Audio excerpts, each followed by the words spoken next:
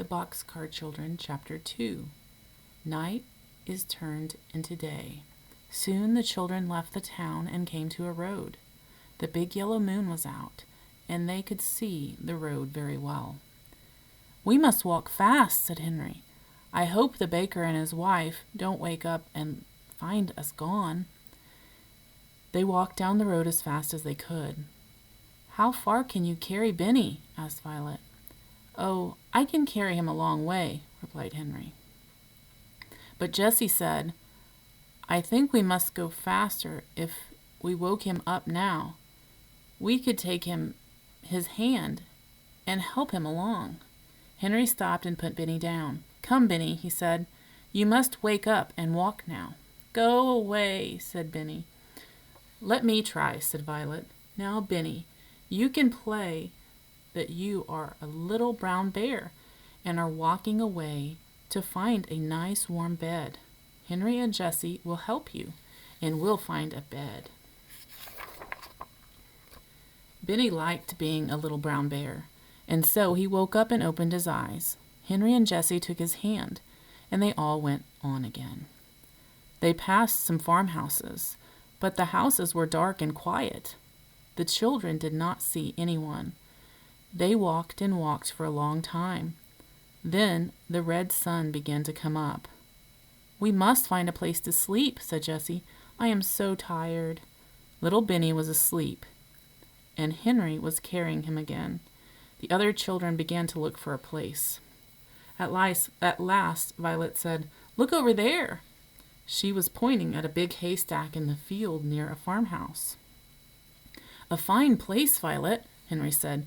"See what a big haystack it is." They ran across the field toward the farmhouse. They jumped over a brook, and then they came to the haystack. Henry was still carrying Benny. Jessie began to make a nest in the haystack for Benny, and when they put him into it, he went to sleep again at once. The other children also made nests. "Good night," said Henry, laughing. "It is good morning, I should think," replied Jessie. "We sleep in the day, and we walk at night. When it is night again, we'll wake up and walk some more." The children were so tired that they went right to sleep.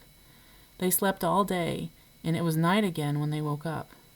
Benny saw at once, "Oh, Jessie, I'm hungry. I want something to eat." "Good old Benny," said Henry. "We'll have supper."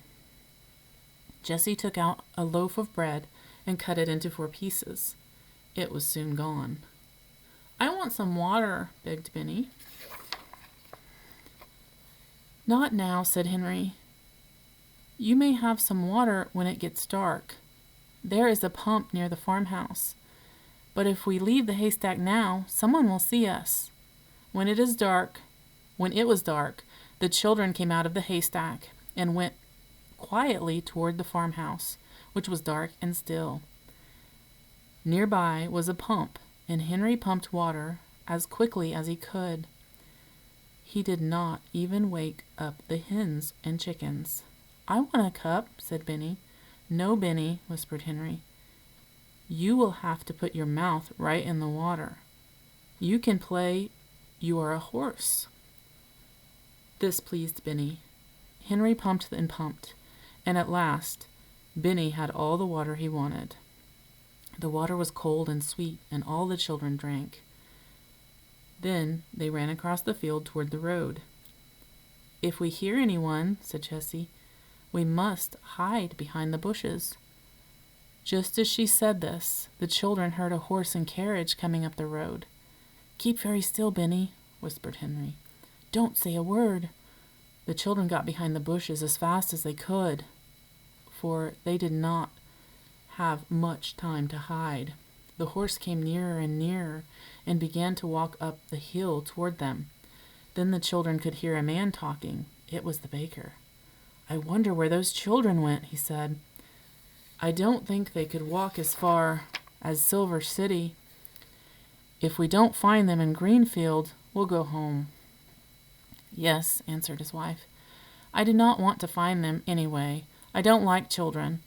but we must try a little while longer. We will look for them in Greenfield, and that's all." The children watched until the horse and cart had gone down the road. Then they came out from behind the bushes and looked at each other. "My, I am glad those people did not see us," said Henry.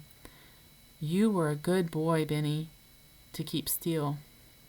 We'll not go to Greenfield." "I wonder how far it is to Silver City," said Jessie. The children were very happy as they walked along the road. They knew that the baker would not find them.